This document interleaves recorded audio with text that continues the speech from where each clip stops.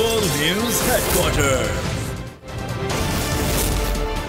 बिस्मिल्लाहिर्रहमानिर्रहीम, अस्सलाम वालेकुम। बोल न्यूज हेडक्वार्टर्स में खुशामदीद। मैं हूं सोनिया शेख और मैं हूं अफशीन कुरैशी। हेडलाइंस आपने जानी, बुलेटिन की टॉप स्टोरीज में शामिल करेंगे।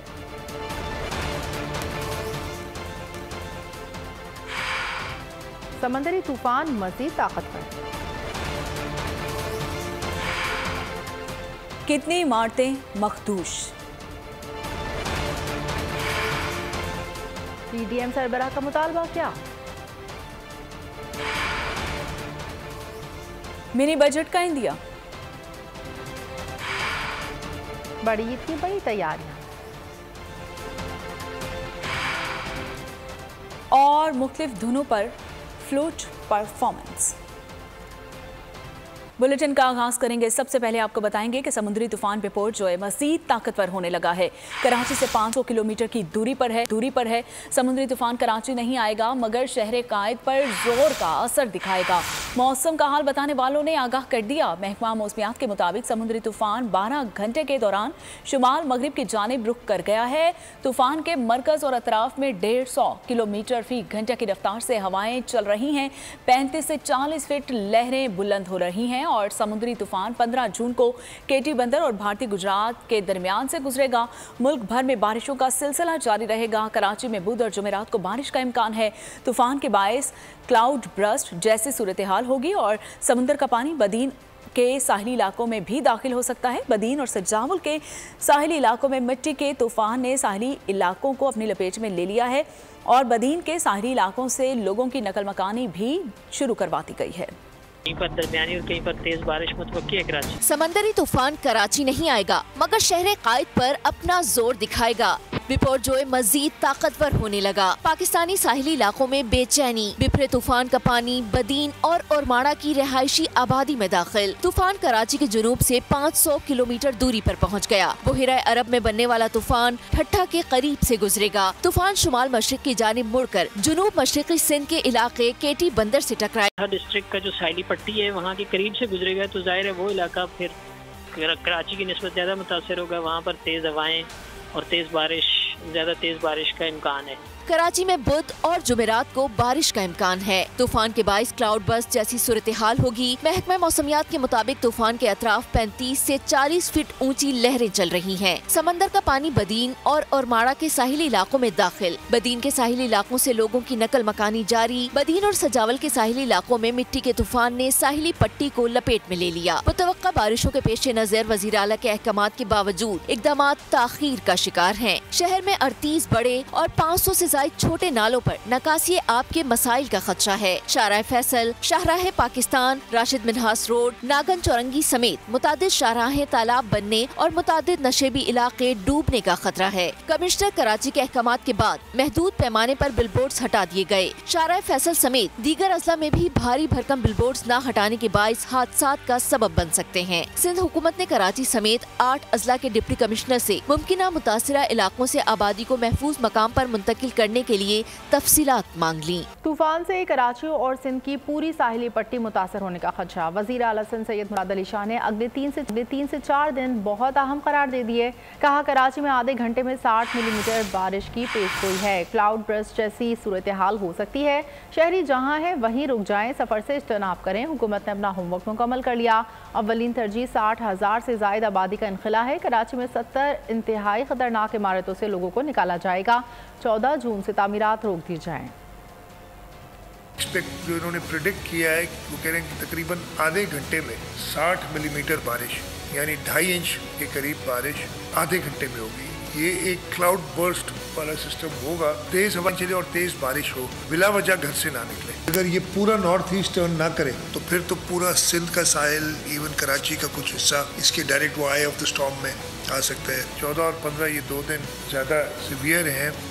कंस्ट्रक्शन का काम बंद किया जाए। हमारी 70 मोस्ट डेंजरस बिल्डिंग्स डिक्लेयर्ड हैं, उनका इवैक्यूएशन प्लान भी बना रहे हैं कराची के अंदर। हमने अपना होमवर्क किया। मैं ये नहीं कह रहा कि कोई हमने 5 स्टार फैसिलिटी सबके लिए बना दी है। मैंने अपने जो NPAs हैं बदीन, ठट्टा और सिजावल के, इन तीनों डिस्ट्रिक्ट के MPAs को कहा है कि आपको बजट सेशन में अगले 2 दिन आने की जरूरत नहीं है। सबसे इम्पोर्टेंट चीज़ है कि लोगों को इवैक्यूएट करना।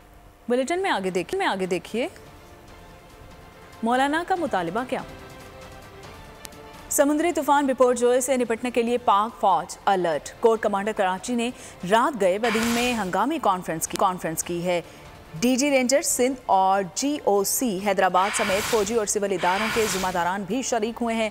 मुतल्लिका जिम्मेदारान ने कोर कमांडर कराची को मुकम्मल ब्रीफिंग दी है। कोर कमांडर ने बर वक्त तैयारियों पर इत्मीनान का इजहार किया है।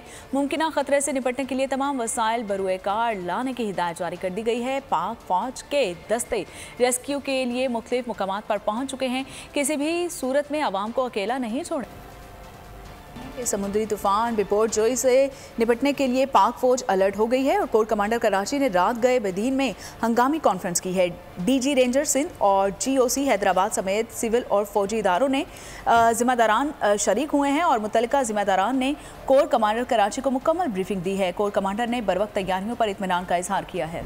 तूफानी हवाओं बरसात के पेश नज़र कराची में 578 इमारतें मखदूश करार। समंदरी तूफान बिपोरजोय के पेश नज़र जारी DG Sindh building control authority ने अलर्ट जारी कर दिया। अलर्ट में कहा गया है कि कराची डिवीजन की 40 इमारतें मुकम्मल मखदूश हैं जिन्हें खाली कराया जा रहा है, जबकि 450 इमारतों को खतरनाक करार दिया गया है। SPCA में रेन इमरजेंसी कंट्रोल रूम कायम कर दिया गया है। शहरियों से अपील है कि वो खतरनाक इमारतों के करीब न जाएं और न ही वहाँ अपनी गाड़ियाँ खड़ी करें।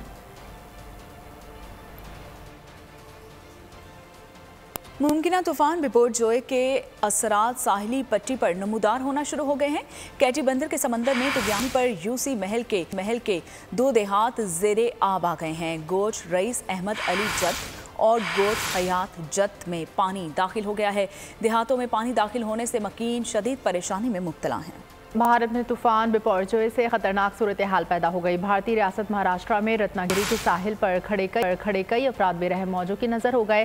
बिपोरजोय गुजरात के साहिलों पर गहरे स्याह बादलों के डेरे हैं। गुजरात में दिनाल बंदरगाह और इससे मुल्हका इलाकों से इनखला शुरू हो गया। कुछ के इलाके में अलर्ट जारी कर दिया गया। 56 ट्रेनें आज से बंद कर दी गई हैं।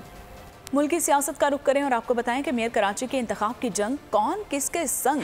हाफिज नईम और सईद गनी आमने सामने आ गए। सईद गनी बोले कि PTI के अरकान हाफिज नईम को वोट देने पर तैयार नहीं। जमात इस्लामी के अपने अरकान भी मुखालफत कर रहे हैं।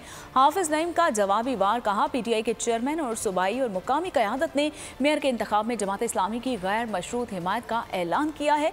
पीपल्स पार्टी के पास कोई ऑप्शन नहीं सिवाय इसके कि वो जमात इस्लामी के मैंडेट को तस्लीम करे। अगर PTI के अंदर ये एक तजब्जुब था, एक इख्तलाफ था कि हम हाफिज़ नईमुर रहमान को वोट नहीं देंगे, तो क्या भाई हमारा कुछ नहीं था। इनको वही आई है कि नहीं आएंगे लोग। इसका मतलब है कि इसके 2-3 ही तरीक़े हो सकते हैं। एक तरीक़ा तो ये है कि इन्होंने लोगों को ख़रीदने की कोशिश की हो। अपनी शिकस्त को सामने देखकर हाफिज़ नईमुर रहमान ने जिस किस्म की मुनाफरत वाली, नफ़रत वाली, लिसानी सियासत दोबारा से इस शहर और हमारे सूबे में आगे बढ़ाने की कोशिश की, हम उसकी मुज़म्मत करते हैं। इंडिविजुअल तौर पर लोगों से राब्ते करके उनकी राय बदलने की कोशिश, ये खुद इलेक्शन रूल्स के भी खिलाफ है, कानून के भी खिलाफ है और इस पर भी कार्रवाई होनी चाहिए। जितने इल्ज़ामात हम पर लग रहे हैं, मुल्क दुश्मनी के, मुल्क तोड़ने के और पता नहीं क्या क्या इल्ज़ामात लग रहे हैं, वो सारे ख़त्म हो जाएंगे अगर हम मेयर मान लें हाफिज़ नईमुर रहमान साहब। पीपल्स पार्टी अपनी रिवायती हठधर्मी के साथ कानून को, आइन को, जमहूरियत को पामाल कर रही है। भीड़ बनकर कहते हैं कि नंबर्स तो इनके पूरे हैं, लेकिन हम देखते हैं कि कितने लोग वोट डालने आते हैं। मेयर कराची का ताज किसके सर सजेगा? हाफिज नईम और मुर्तज़ा वहाब ने मुहिम तेज़ कर दी। एक तरफ सियासी चालें और दूसरी तरफ कानून का सहारा। हाफिज नईमुर रहमान की गैर मुंतखब शख्स को मेयर बनाने के खिलाफ केस में मुर्तज़ा वहाब ने भी फरीक बनने की दरख्वास्त सिंध हाई कोर्ट में दायर कर दी। हाफिज नईमुर रहमान का सुप्रीम कोर्ट के अपने फैसले पर अमल दरामद के हवाले से खत। पीपल्स पार्टी रियासती मशीनरी इस्तेमाल करते हुए PTI के 9 मुंतखब नुमाइंदों और अपने मेयर के उम्मीदवार को वोट देने के लिए गिरफ्तार करके दबाव डाल रही है।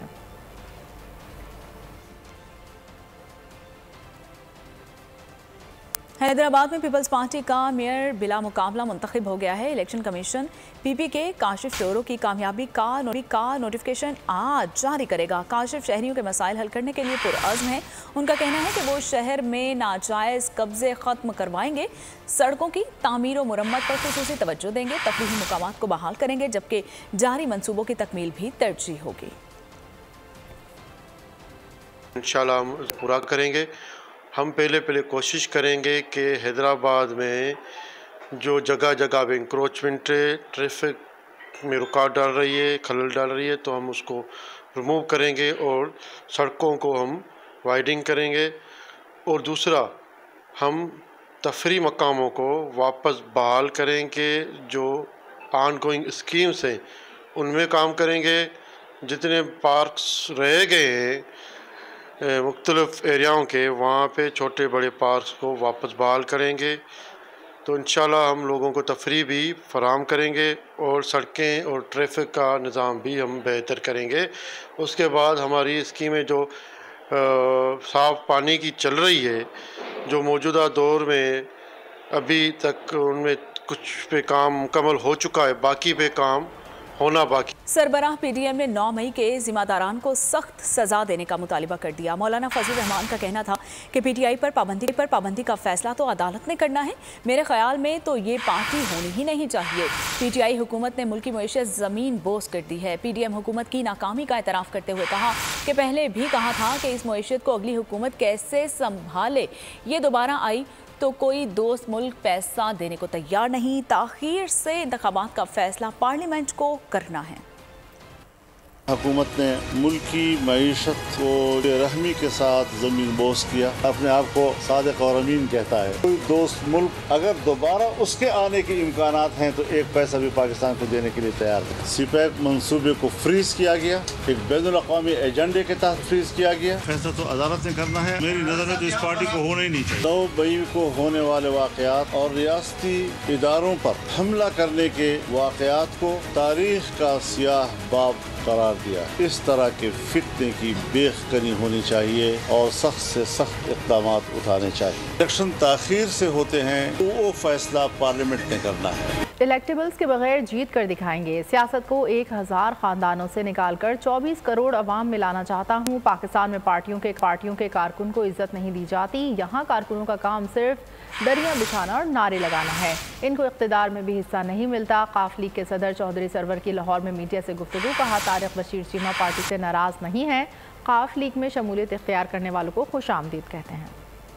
हम आपको शादरा में इलेक्टेबल के बगैर इंशाअल्लाह इलेक्शन जीत के दिखाएंगे। मैं सियासत को 1000 खानदानों से निकाल कर बाहर 24 करोड़ अवाम में लाना चाहता हूँ। कि बदकिस्मती से पाकिस्तान में जो पार्टियों के कारकुन हैं या पार्टियों के वर्कर्स हैं, उनको इज्जत नहीं दी जाती। उनका काम सिर्फ दरिया बिछाना है, नारे लगाना है, उन्हें इक़्तिदार में भी हिस्सा नहीं मिलता। तो तारिक बशीर चीमा साहब चूँकि फेडरल मिनिस्टर भी हैं, इसकी वजह से उनकी मसरूफियात जो हैं बहुत ज़्यादा हैं। अपने हल्के में भी काम उनके बहुत ज़्यादा हैं, लेकिन वो पार्टी के साथ बिल्कुल नाराज़ नहीं। पाकिस्तान मुस्लिम लीग में शमूलियत इख्तियार कर रहे हैं। मैं इनको दिल की गहराइयों से मुबारकबाद देता हूँ और खुशामदीद कहता हूँ। सुप्रीम कोर्ट ऑफ पाकिस्तान ने पंजाब और खैबर पख्तूनख्वा में इंतखाबात अज़-खुद नोटिस केस का तफसीली फैसला जारी कर दिया। 43 सफ़ात पर मुश्तमिल तफसीली फैसला जस्टिस मुनीब अख्तर ने तहरीर किया। फैसले में 14 सफ़ात पर मुश्तमिल इख्तिलाफी नोट भी शामिल है। तफसीली फैसले में कहा गया है कि सुप्रीम कोर्ट के इंतखाबात से मुतालिक फैसला 4 और 3 का कहना बिल्कुल गलत है। 7 रुकनी बेंच बना ही नहीं तो 4 और 3 का तनासुब कैसे हो सकता है। सुप्रीम कोर्ट के फैसले के मुताबिक चीफ जस्टिस ने इलेक्शन अज़-खुद नोटिस केस पर सबसे पहले 9 रुकनी लार्जर बेंच तश्कील दिया। 9 रुकनी लार्जर बेंच ने 23 फरवरी को पहली समाअत की। 9 रुकनी बेंच ने 23 फरवरी की समाअत के बाद टी रूम में मुलाकात की। मुलाकात के दौरान 9 जजेस ने मुतफ़िका तौर पर फैसला किया, जिसे 27 फरवरी को जारी किया गया। तफसीली फैसले में बेंच की असर नौ तश्कील के हुक्मनामे का हवाला दिया गया। फैसले में कहा गया है कि चीफ जस्टिस ने इंतखाबात अज़-खुद नोटिस केस पर सिर्फ 2 बेंचेस तश्कील दिए। चीफ जस्टिस ने पहले 9 रुकनी और फिर 5 रुकनी बेंच तश्कील दिया। इस केस में किसी दूसरे बेंच का कोई वजूद नहीं है।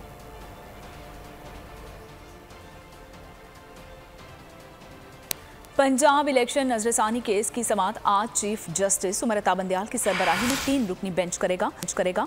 सुप्रीम कोर्ट ने गुज़िश्ता समाअत पर supreme court judgment and review order act को भी इस नजरसानी केस के साथ सुनने का फैसला दिया था।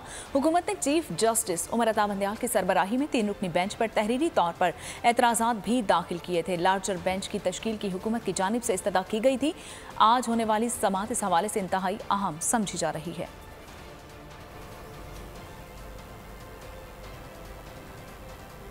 आप विफाक से हिस्सा मांगते हैं, विफाक तो खुद कंगाल है। लीगी रहनुमा शाहिद खाकान अब्बासी का हैदराबाद में सेमिनार से खिताब। कहा, विफाक के पास इतनी आमदन नहीं कि सूद की रकम अदा कर सके। अब हम इस सफ़र के आखिर में पहुँच गए जहाँ आगे का रास्ता नहीं। निज़ाम को यकसर बदलने की ज़रूरत है। इख्तियारात की तकसीम करते होंगे।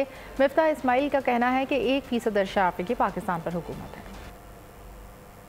वफाकी हुकूमत के पास इतनी आमदन नहीं है कि सूद की रकम भी पूरी अदा कर सके। ये आज हमारे मुल्क की हालत है। हमारे सामने मुल्क लूटा जा रहा है। ये अंग्रेज का निज़ाम था, हमने दिल से लगाया है। आज निज़ाम को यकसर बदलने की जरूरत है। ये 75 साल के निज़ाम का नतीजा है। ये हमें नजर आ रहा है कि अब हम सफर के आखिर में पहुंच गए। आगे सड़क नहीं है, आगे जाने का रास्ता नहीं है। लेकिन जिस मुल्क की आधी सेनेट पैसे देकर वहां पर आई हो, उसके बारे में आप क्या कहेंगे? उनको दे दे माली इख्तियारात, जरूर दे दे, वो आपसे पैसे लेकर अप्रूव किया करेंगे। 75 साल ने एक सबक दिया कि कराची में बैठकर हैदराबाद के स्कूल और कॉलेज नहीं चल सकते। कराची में बैठकर हैदराबाद के अस्पताल नहीं चल सकते। एक कौम है पाकिस्तान में जो अशराफिया है, जो 1% पाकिस्तानी है, शायद 1% पाकिस्तान से भी कम है। जब पाकिस्तान बना तो पहले 10 साल में आपने 7 वजीर आजम चेंज करे, 7 वजीर आजम बदले। हिंदुस्तान ने इस पहले 10 साल के अंदर 5 इंडियन इंस्टीट्यूट ऑफ टेक्नोलॉजी बनाया।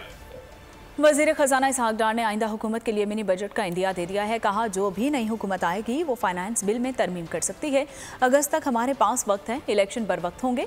IMF के साथ तमाम इक्तसादी जायजा का वक्त गुजर चुका है। IMF की तमाम तर शराइत पर अमल दरामद भी कर लिया है। को खुद अंदाज़ा है कि हमने उनके लिए बड़े प्रायर एक्शंस लिए, हम उनसे डिलिब्रेशन पे कर रहे हैं। हमें डायरेक्ट टैक्सेस पे से मोबिलाइज ज़्यादा करना है ताकि हम ये अपनी सब्सिडीज़ और को फंड कर सकें, आम आदमी को थोड़ा सा रिलीफ मिल सके और इकॉनमी को बूस्ट भी दे सकें। तो टैक्सेस थोड़े डायरेक्ट बढ़ाए। IMF की MD खुद ये कह रही है कि पॉवर्टी की इंक्रीज़ एक बहुत बड़ा इशू है। पॉवर्टी इंक्रीज उस वक्त होती है जब अनएम्प्लॉयमेंट बढ़ती है रिसेशन की वजह से। हमें रिसेशन ख़त्म करना है, ग्रोथ रेट बढ़ानी है, एम्प्लॉयमेंट बढ़ानी है, पॉवर्टी कम करनी है। ये बेसिक गोल्स IMF के भी हैं, हमारे अपने। रूस से सस्ते तेल के मामले पर PDM हुकूमत ने 14 माह टाल मटोल से काम लिया। रहनुमा PTI हमाद अजहर की हुकूमत पर तनकीद। ट्वीट में लिखा कि सस्ते तेल की पहली कार्गो गुज़िश्ता साल अप्रैल में मौसूल करनी थी। माजी में कहते थे कि ये तेल हमारी रिफाइनरीज में चल नहीं सकता। आलमी दुनिया पाकिस्तान पर मौशी पाबंदियाँ लगा देगी। मैं बार बार कहता रहा ऐसा कुछ नहीं होगा। हमारी हुकूमत के साथ बातचीत पर अमल किया जाता तो अरबों डॉलर का फ़ायदा पहुँचता।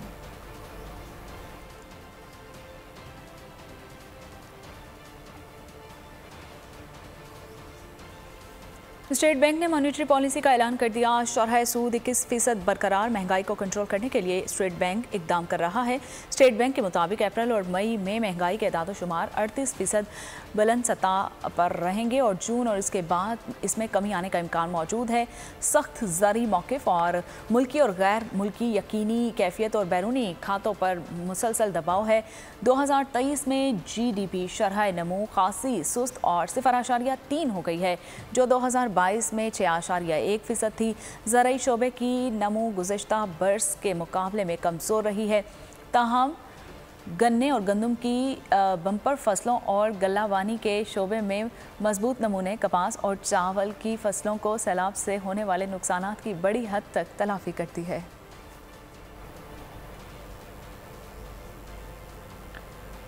खैबर पख्तूनख्वा में JUI गवर्नर के खिलाफ पीपल्स पार्टी और नून लीग की बगावत। हुकूमती इत्तेहादी गवर्नर खैबर पख्तूनख्वा से नाला हैं। पाकिस्तान पीपल्स पार्टी और मुस्लिम लीग नून के रहनुमाओं ने पार्टी क़यादत से गवर्नर को हटाने का मुतालबा कर दिया। नून लीग के सूबाई रहनुमा इख्तियार वली का कहना है कि सूबे पर गवर्नर राज नाफिज है, गुलाम अली को हटा दें और हमारे हाथ खोल दें। इत्तेहादी हमारे कारकुनों पर भी राज कर रहे हैं, ये इक़्तिदार के मज़े लूट रहे हैं और कारकुन मुँह देख रहे हैं। दूसरी जानिब पीपल्स पार्टी के साबिक MP निगहत और अक्सई ने भी बिलावल भुट्टो और आसिफ जरदारी के नाम पैगाम जारी करते हुए गवर्नर गुलाम अली को हटाने का मुतालबा किया।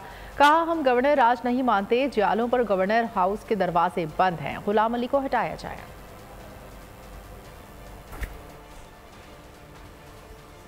9 मई के पुरतशद्दुद वाक़यात। कौमी असम्बली और सैनेट ने 9 मई के शरपसंदों के खिलाफ मुकदमात मिलिट्री एक्ट के तहत चलाने की करारदाद मंजूर कर ली है। कौमी असम्बली में ख्वाजा आसिफ और सेनेट में वजीर मुमलिकत कानून ने पेश। माली के एयर बेस पे 85 जहाज खड़े थे जिनको जलाने की कोशिश की गई, और जब उन तक न पहुंच सके जो बाहर एक जहाज जो है यादगार के तौर पे था उसको जला। GHQ के ऊपर हमला किया गया जो हमारी दफा का निशान है। ये हक बनता है हमारी दफाई फोर्सेस को कि उनके दुश्मन जो है अगर सरहद पार से आए और जो मुल्क के अंदर से उनकी तंसीबात पे हमले करें तो उसके लिए भी कानून जो है मौजूद है। कानून की खिलाफ वर्जी नहीं की जाए। इन वाकयात में मुलव्वस तमाम अफराद के खिलाफ पाकिस्तान आर्मी एक्ट 1952 के तहत बिला ताखीर कार्रवाई मुकम्मल करके सजा दिलाई। 9 मई के वाकयात में मुलव्विस मुलजमान की शनाख्त का सिलसिला जारी। GHQ पर हमले में मुलव्विस एक और शरपसंद की शनाख्त कर ली गई। राजा दानिश और वहीद रावलपिंडी का रिहायशी है। डंडों से GHQ के मोनोग्राम को तोड़कर अंदर दाखिल हुआ, दूसरों को भी उकसाता रहा। 9 मई के वाकयात में मुलव्विस मुलजिमान की शनाख्त का सिलसिला जारी। GHQ पर हमले में मुलव्विस एक और मुलजिम की शनाख्त। GHQ पर हमले में मुलव्विस मुलजिम की शनाख्त राजा दानिश वहीद के नाम से की गई जो रावलपिंडी का रिहायशी है और हमले के वक्त लोगों को तोड़ फोड़ पर उकसाता रहा। मुलजिम खुद भी डंडों से GHQ के मोनोग्राम को तोड़कर अंदर दाखिल हुआ। मुलजिम ने कानून नाफिज करने वाले इदारों पर शदीद पथराव किया और पेट्रोल बम फेंकने में भी राजा दानिश वहीद सफ़े अव्वल में रहा। शनाख्त के बाद कानून नाफिज करने वाले इदारे शरपसंद की गिरफ्तारी के लिए मुतहरिक हैं।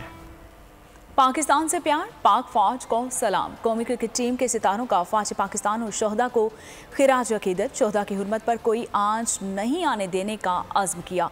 किस खिलाड़ी ने क्या कहा, आप भी जानिए। हर मुहिब्बे वतन पाकिस्तानी अपनी मिट्टी की मोहब्बत को अपना फ़र्ज समझता है। जो कौमें अपने शोहदा को भूल जाती हैं उन कौमों का तारीख में कोई नामो निशान नहीं रहता। शोहदा का खून हम सब पर कर्ज है। वतन अजीज़ के तमाम शोहदा की कुर्बानियों को न सिर्फ याद रखा जाएगा बल्कि इनका तकद्दुस और हुर्मत पर कभी कोई आंच नहीं आने देंगे। शहीद की जो मौत है वो कौम की हयात है। हर मुहब्बे वतन पाकिस्तानी अपनी मिट्टी की मोहब्बत में शहीद होने वालों से मोहब्बत को अपना फर्ज समझता है। हमारा ईमान है कि पाकिस्तानी कौम शोहदा की कुर्बानियों को न कभी भूली है और न कभी भूलेगी। अपने अजीज के तमाम शोहदा की कुर्बानियों को न सिर्फ याद रखा जाए बल्कि उनके तकद्दुस और हुर्मत में कोई आंच नहीं आने देंगे। पाकिस्तान जिंदाबाद, पाक फौज पाइंदाबाद। शुमाली वज़ीरिस्तान के इलाके स्पेन बॉम्ब में दहशत गर्दों का वार। सिक्योरिटी फोर्सेस ने दहशत गर्दों से डटकर मुकाबला किया। फायरिंग के तबादले में एक दहशत गर्द हलाक और 2 जख्मी हो गए। सिक्योरिटी फोर्सेस ने दहशत गर्दों के ठिकाने के खिलाफ मौसर कार्रवाई की। असलहा और बारूदी मफाद बरामद। ISPR के मुताबिक हलाक होने वाला दहशत गर्द मासूम शहरियों और सिक्योरिटी फोर्सेस के खिलाफ कार्रवाइयों में मुलव्विस था। दूसरी जानब शुमाली वज़ीरिस्तान के इलाके मीरान शाह में शहीद जवानों की नमाज जनाजा अदा कर दी गई। सूबेदार असगर अली, सिपाही नसीम खान और सिपाही मोहम्मद ज़बान की नमाज जनाजा आबाई इलाकों में अदा की गई। सीनियर हाजिर सर्विस, रिटायर्ड अफसरान और दीगर ने बड़ी तादाद में शिरकत की। शोहदा को पूरे फौजी एजाज़ के साथ सुपुर्द खाक कर दिया गया।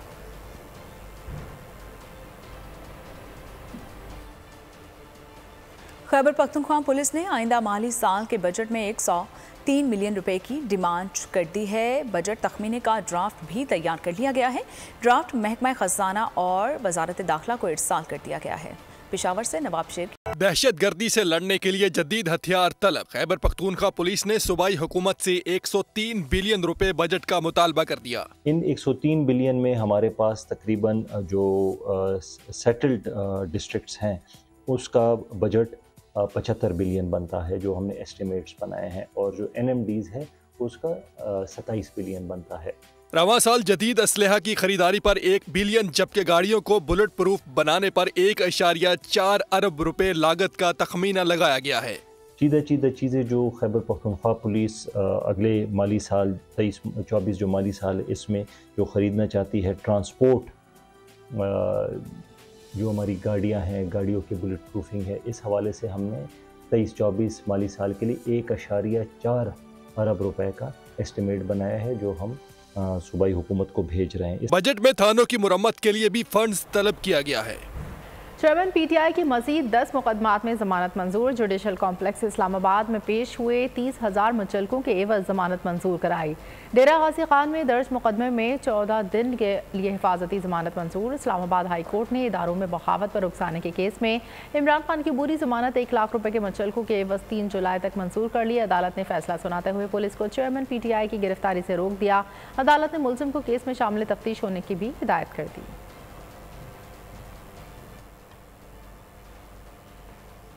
कराची सोराब गोट में 2 पुलिस एहलकारों के कत्ल में मुलविस मुलजिम मुबैना मुकाबले में मारा गया। पुलिस हुकाम के मुताबिक हलाक मुलजिम शराब खान ने 10 जून को साथियों के साथ मिलकर हेड कांस्टेबल अब्दुल हकीम और रहमतुल्लाह को फायरिंग करके कत्ल किया था। मुलजिम डकैती और इक़दाम कत्ल समेत कई वारदातों में मतलूब था। फरार साथियों की तलाश जारी।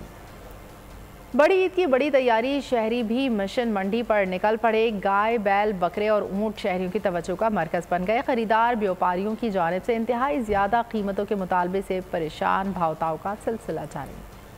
ईद कुर्बान की आमद। मुख्तलिफ शहरों में मवेशी मंडी की रौनकें बढ़ गयीं। बड़े बड़े सींग, 3 फीट कदो कामद, भारी भरकम जिस्म। फैसलाबाद की मवेशी मंडी में तुर्की नस्ल के चक्की वाले दुम्बों की धूम है। कराची में नॉर्दर्न बाईपास पर कायम मंडी में 3 लाख जानवर पहुँच गए। खूबसूरत गाय, बैल, बकरे और ऊँट तवज्जो का मरकज बन गए। शहरी भी मिशन मंडी पर निकल पड़े। व्यापारी और जानवरों को पानी की सहूलतों के अलावा हैवी जनरेटर के जरिए 24 घंटे बिजली की सप्लाई जारी है। जबकि मानसून बारिशों और तूफानी हवाओं से निमटने के लिए मवेशी मंडी इंतजामिया ने हिकमत अमली भी तैयार कर ली है। नेशनल लॉजिस्टिक्स सेल ने एक और अहम संगी मील तय कर लिया। LNC के ट्रकों का फासला तिजारती सामान लेकर अफगानिस्तान के रास्ते उज़्बेकिस्तान और कजाकिस्तान पहुंच गया। ये कामयाबी इलाकाई राब्तों को बढ़ाकर वस्ती एशिया में नई मंडियों को तलाश करने की हुकूमती पॉलिसी का हिस्सा है। इंटरनेशनल रोड ट्रांसपोर्ट से ट्रांजिट के वक्त में 70-80% नुमाया कमी होती है। TIR के इस्तेमाल से कीमती ज़र मुबादला की बचत होगी। वापसी पर ट्रकों का काफिला दरामदी कार्गो लेकर पाकिस्तान पहुंचेगा। वस्ती एशिया में नई मंडियों को तलाश करने का मिशन NLC ने एक और अहम संग मील तय कर लिया। ट्रकों का काफिला तिजारती सामान लेकर अफगानिस्तान के रास्ते उज़्बेकिस्तान और कजाकिस्तान पहुंच गया। काफिला कराची, लाहौर, फैसलाबाद, पेशावर से तिजारती सामान लेकर रवाना हुआ था। इंटरनेशनल रोड ट्रांसपोर्ट से ट्रांजिट से कीमती ज़र मुबादला की बचत और ट्रांजिट के वक्त में 70 से 80% की नुमाया कमी होगी। TIR ऑपरेशन सरहदों पर ट्रकों के तबादले की जरूरत को खत्म करते हुए वन विंडो हल, डैमरेज चार्जेस खत्म और सरहद पार तजारत से वाबस्ता अवामी मसाइल को दूर करता है। 2 तरफा ट्रांसपोर्ट मुआहदे के तहत पहली बार पाकिस्तानी ट्रक कजाकिस्तान में दाखिल हुए। 1995 में किए गए मुआहदे पर 2 साल अमल किया गया। बैनुल-अक़वामी रोड यूनियन कजाकिस्तान में पाकिस्तानी सफारत खाने और तीनों ममालिक की कारोबारी बरादरी ने ज़मीनी रास्ते सामान की तरसील को खुशाइन करार देते हुए NLC को खराज तहसीन पेश किया। इस निज़ाम के निफाज से लॉजिस्टिक परफॉर्मेंस इंडेक्स में पाकिस्तान की दर्जाबंदी को भी बेहतर बनाने में मदद मिलेगी। वापसी पर ट्रकों का काफिला दरामदी कार्गो लेकर पाकिस्तान पहुंचेगा। पाकिस्तानी हुज्जाज की सऊदी अरब आमद। 66,847 पाकिस्तानी आज़मीन हज सऊदी अरब में पहुंच गए। आज 10 हज परवाज़ों से मज़ीद 3,044 सरकारी आज़मीन हज मक्का मुकर्रमा पहुंचेंगे। फ़्लाइट ऑपरेशन 21 जून तक जारी रहेगा। 304 पाकिस्तानी डॉक्टर्स और तिब्बी अमले पर मुश्तमिल हज मेडिकल मिशन आज़मीन हज को तिब्बी सहूलियत फराहम कर रहा है। मक्का और मदीना में मरकज़ी अस्पताल, 9 डिस्पेंसरीज और फर्स्ट एड टीमों के जरिए तिब्बी सहूलियात की फराहमी जारी है। तर्जुमान मजहबी उमूर के मुताबिक 25,000 आज़मीन हज की मस्जिद नबी सल्लल्लाहु अलैहि वसल्लम में रियासुल जन्नह की ज़ियारत मुकम्मल हो चुकी है। हरम गाइड्स ने 51,000 से ज़ायद आज़मीन हज को दुरुस्त रास्ते की समत रहनुमाई की। आज़मीन हज की रिहाइश गाहों पर सऊदी पोस्ट के जरिए कुर्बानी कूपन की फराहमी का आगाज़ कर दिया गया। भारतीय जुल्म बर्बरियत के सामने अज़्मो इस्तकामत की जीत। मक़बूजा कश्मीर में 7 बरस कबल भारतीय पैलेट गन से बीनाइक होने वाली बासलाहियत लड़की इंशा मुश्ताक ने 12वीं जमात का इम्तहान पास करके तारीख रकम कर दी। ज़िला शोपियां में काबिज फोर्सेस की पैलेट गन्स फायरिंग के छर्रे से इंशा के सर, चेहरे और आंखों में पेवस्त हुए, जिनसे वो बसारत से महरूम हो गई। 2018 में 10वीं जमात और अब 12वीं जमात का इम्तहान पास करके इंशा मुश्ताक ने कश्मीरियों को ये पैगाम भी दिया कि मेहनत और लगन को कोई जुल्म हरा नहीं सकता। आलमी मंजरनामे से खबर यह भी है कि जर्मनी, पोलैंड और फ्रांस यूक्रेन की फौजी इमदाद में इजाफे पर मुत्तफिक हो गई हैं और पेरिस में फ्रांसीसी सदर से पोलिश हम मनसब और जर्मन चांसलर की मुलाकात हुई है। रूस के खिलाफ यूक्रेन की भरपूर मदद जारी रखने का ऐलान किया गया है। तीनों मुल्क यूक्रेन के वस्त और तवील मुद्दती असलहा फराहमी को यकीनी बनाएंगे।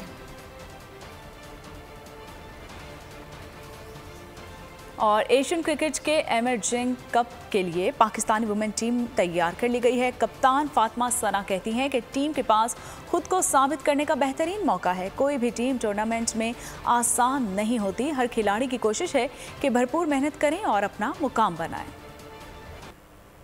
बहुत अच्छी तैयारी है और जिस तरह की हमने प्रिपरेशन करी है हम बहुत सेटिस्फाई हैं, तो इंशाल्लाह अच्छे की उम्मीद है, इंशाल्लाह यहाँ से जीत के जाएंगे। बस जिस तरह हमने तैयारी करी है और सब अपने रोल्स का सबको पता है कि उन्होंने किस तरह खेलना है, तो यही कोशिश करेंगे कि सब अपने रोल्स को फॉलो करें और जितनी भी जिसको अपॉर्चुनिटी मिले वो उस चीज़ को अवेल करने की कोशिश करें। नहीं, मेरे पूरे 11 के 11 इवेंट 14 के 14 ही मेरे लिए ज़रूरी है, क्योंकि यही होता है कि सबके साथ टीम वाइज जीतने की कोशिश करेंगे। 11 के 11 यही कोशिश करेंगे, क्योंकि सबके पास ये मौका है कि सब अपने आप को प्रूव करें। तो इंशाल्लाह 14 में से कोई 2 भी चल जाते हैं तो बहुत अच्छी परफॉर्मेंस हो जाती है, तो किसी एक पे नहीं, इंशाल्लाह पूरी टीम परफॉर्म करेगी। सुरों के उस्ताद और ठुमरी में अपनी मिसाल आप। शहशाए गज़ल मेहदी हसन को बिछड़े 11 साल बीत गए। उन्होंने जो गाया फिर वैसा कोई दूसरा ना गा सका। लाहौर में पहले फ्लूट मेले का आगाज हो गया है। फनकारों ने मुख्तलिफ गानों पर खूबसूरत परफॉर्मेंस पेश करके समा बांध दिया। और आखिर में आपको बताएंगे कि अफगान जंग के दौरान नन्ही बच्ची को बचाने का मिशन, मुख्तलिफ चैलेंजेस से लड़ते फौजी की कहानी, एडवेंचर से भरपूर हॉलीवुड मूवी हॉर्स 1 का ट्रेलर जारी। फिल्म 30 जून को सिनेमाघरों की जीनत बनेगी। और इसके साथ ही बोल न्यूज़ हेडक्वार्टर से फिल वक्त इतना ही। मजीद खबरों और अपडेट्स के लिए आप विजिट कर सकते हैं हमारी वेबसाइट bolnews.com और देखते रहिए बोल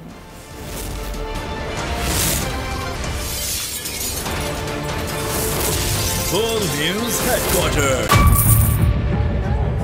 बजट 2023-24 की सबसे बड़ी ट्रांसमिशन, बोल एक मर्तबा फिर सबसे आगे। वजीर खजाना की बजट तकरीर की सबसे बड़ी कवरेज, 62% अवाम ने देखा बोल की स्क्रीन पर। Welcome back to the budget transmission.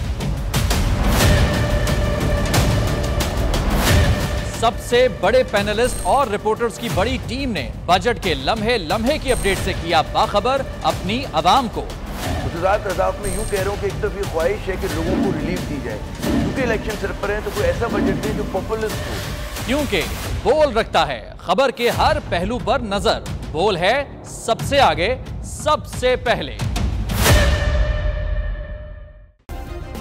Subscribe करें और बेल दबाएं ताकि कोई खबर रह न जाए।